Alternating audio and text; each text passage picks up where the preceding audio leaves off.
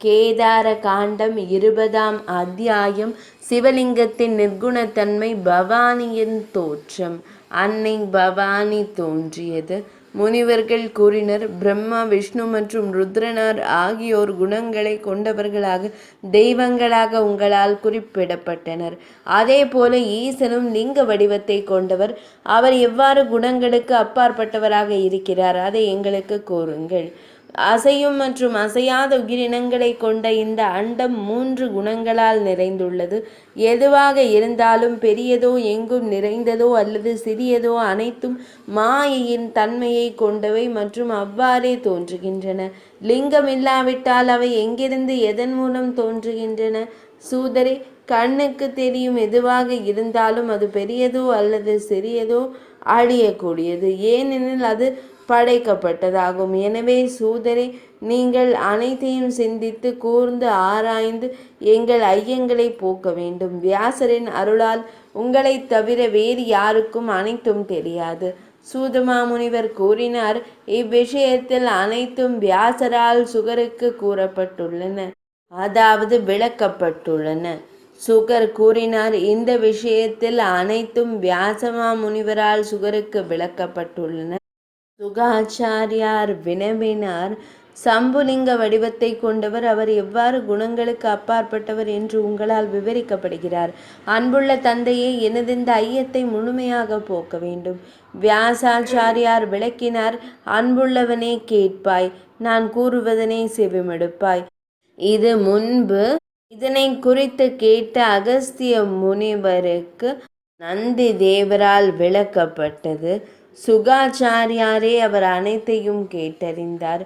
பரமாத்மா குணங்களற்றவர், ஆனால் அவர் லிங்க வடிவில் இருக்கிறார் என்பதனை அறிவாயாக. அதே போல மிகச்சிறந்த மற்றும் நித்தியமான சக்தியான சதி தேவியும் குணங்கள் அற்றவள் என்று அறியப்பட வேண்டும். அவளாலேயே 3 குணங்களிலிருந்து உருவானதும் அசையும் மற்றும் அசையாத உயிரினங்களை கொண்டதும் இறுதியில் அழியக்கூடியதுமான இந்த அண்டம் படைக்கப்பட்டது. லிங்க வடிவில் உள்ள மிகச்சிறந்த களங்கமற்ற இறைவனான ஆன்மா மட்டுமே நித்தியமானது. அந்த 3 குணங்களும் பிரகிருதியுடன் இணைந்து அதனுள் பரமாத்மாவிடம் ஒன்றிணைந்தன. லயனம், ஒன்றிணைதல் என்ற தன்மையால் அது லிங்கம் என்று அழைக்கப்பட்டது. பராசக்தியே அந்த லிங்கத்தில் ஒன்றிணைந்து இருக்கையில் மற்றவற்றை குறித்து செவிமடுக்கவா வேண்டும்? மகாபாக்கியம் வாய்ந்தவர்களே, ருத்ரனாரின் திருவுள்ளப்படி அசையும் மற்றும் அசையாத உயிரினங்களை கட்டுப்படுத்தும் அந்த குணங்கள் அதில் ஒன்றிணைகின்றன. எனவே லிங்கத்தை வழிபட வேண்டும். சிறந்த பிராமணர்களே, லிங்கம் குணங்களுக்கு அப்பாற்பட்டது என்பதை அறிவீர்களாக. குணங்கள் அதில் ஒன்றிணைவதாலேயே லிங்கம் போற்றப்படுகிறது. சங்கரன் இன்பத்தை அருள்பவர் என்று அறிஞர்களால் விவரிக்கப்படுகிறார். பிராமணர்களே, அவர் அனைத்திற்கும் ஆதாரமாக இருப்பதால் சர்வ என்றும் அழைக்கப்படுகிறார். பிராமணர்களே, மங்களமானவை யாவும் அவரிடமிருந்தே தோன்றுவதால் அவர் சம்பு என்று அழைக்கப்படுகிறார். இவ்வாறு அந்த மகாத்மாவின், பரமாத்மாவின் அனைத்து பெயர்களும் அர்த்தமுள்ளவை.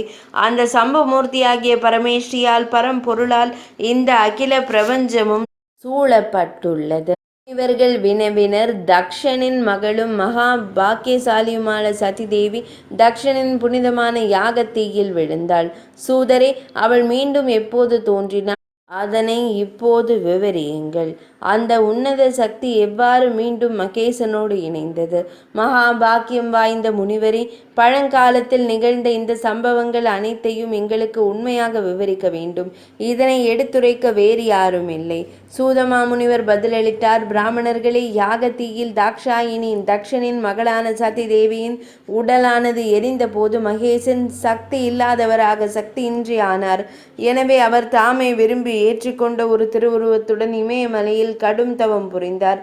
அவரை சுற்றி பிருங்கி, விஸ்வா, நந்தி, சண்டன், முண்டன் மற்றும் பிற வடுக்கள், இளைய பிரம்மச்சாரிகள் இருந்தனர். மேலும் 10 கோடி கணங்கள், சிவபெருமானின் பரிவாரங்கள் அவரை சூழ்ந்திருந்தன.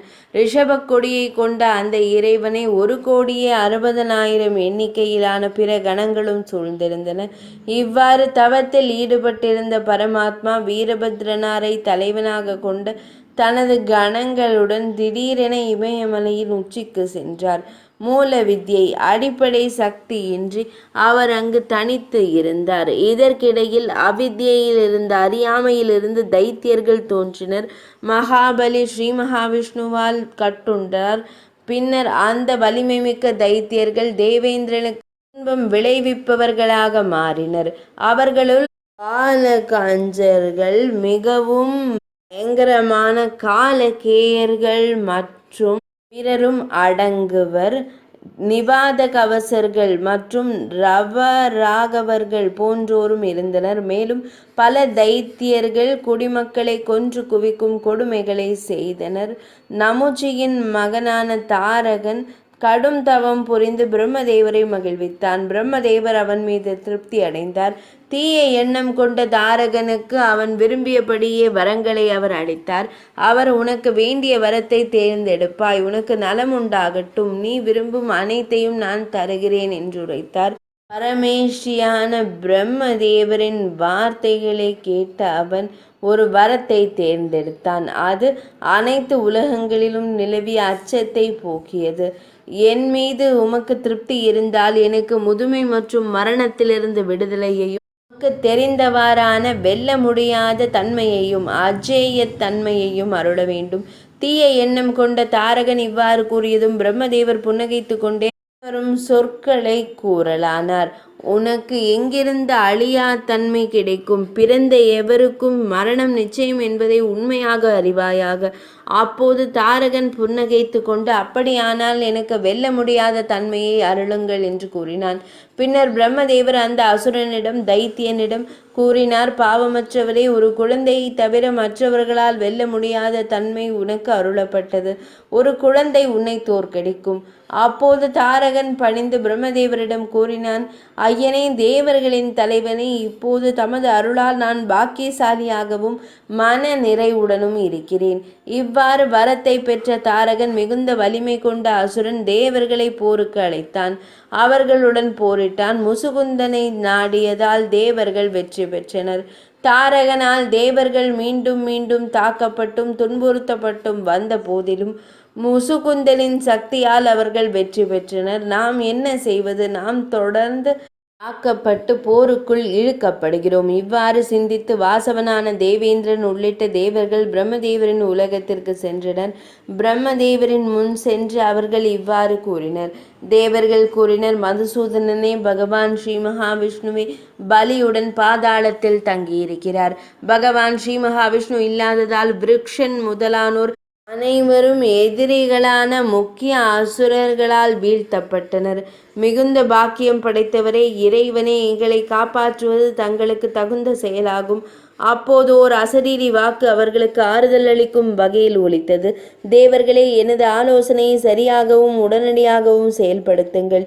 தேவர்களே, சிவபெருமானுக்கு மகா வலிமை மிக்க ஒரு புதல்வன் பிறக்கும்போது அவன் போரில் நிச்சயமாக தாரகனை கொல்வான். அனைவரின் இதே குகையிலும் உறையும் சம்புமூர்த்தியான சிவபெருமான் ஒரு மனைவியை ஏற்றுக்கொள்ளும் வகையிலான நடவடிக்கையை மேற்கொள்ளுங்கள். நீங்கள் அனைவரும் இதற்காக பெருமுயற்சி செய்யுங்கள். இச்சொற்கள் மாறாதவை, இதனை அறிந்து கொள்ளுங்கள் தேவர்களே என்று அந்த அசரீரி ஒலித்தது. ஆச்சரியமடைந்த தேவர்கள் ஒருவருக்கொருவர் உரையாடி கொண்டனர். அந்த அசரீரியை செவிமடுத்த பின்னர் பெரும் பாக்கியம் பெற்ற தேவர்கள் அனைவரும் பிரகஸ்பதியை தங்கள் தலைவராக கொண்டு இமயமலையை அடைந்தனர். விஷயத்தின் தீவிரத்தை கருதி அவர்கள் இமயமலையிடம் பின்வருமாறு கூறினர். பெரும் பாக்கியம் கொண்ட இமயமலையே, இப்போது எங்கள் சொற்களை செவிமடுப்பீராக. தாரகன் எங்களை அச்சுறுத்துகிறான். அவனை கொல்வதில் உதவி புரியுங்கள். எங்களுக்கும் அனைத்து முனிவர்களுக்கும் அடைக்கலமாக இருங்கள். இதற்காகவே நாங்கள் மகேந்திரனுடன் தேவேந்திரனுடன் இங்கு வந்துள்ளோம். இறைவனே, லோமச முனிவர் கூறினார். தேவர்களால் இவ்வாறு வேண்டப்பட்டதும் மலைகளில் சிறந்தவரான ஹிமவான் இமயமலையானது தேவர்களிடம் புன்னகைத்து கொண்டே பின்வருமாறு கூறியது. சொற்களை கையாள்வதில் நல்லவர்களுள் சிறந்தவரான ஹிமவான் மகேந்திரனை நோக்கி ஒருவித எள்ளல் கலந்த புன்னகையுடன் கூறினான்.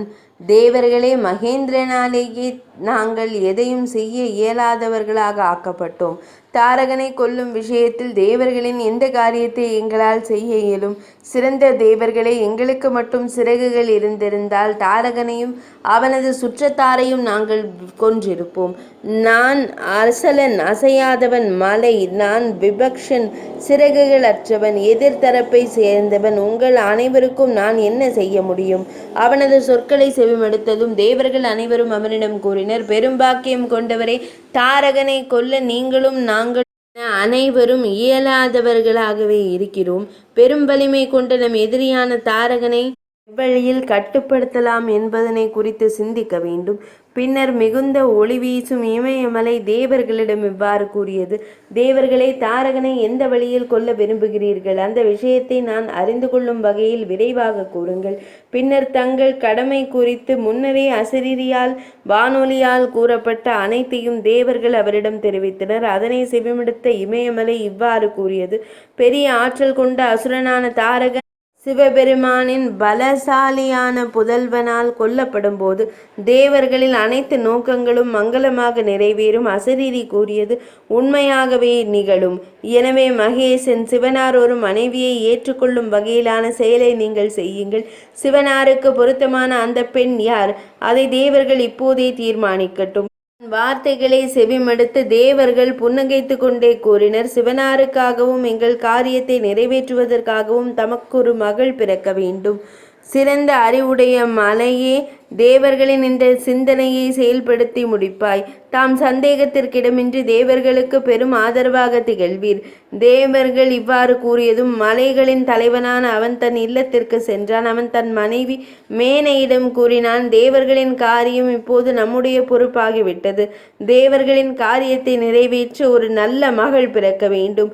இது தேவர்கள், முனிவர்கள் மற்றும் தபசியர்கள் நன்மைக்காகவே. நிச்சயமாக பெண்களுக்கு பெண் குழந்தை பிறப்பது மகிழ்ச்சி அளிக்காததாக இருக்கலாம்.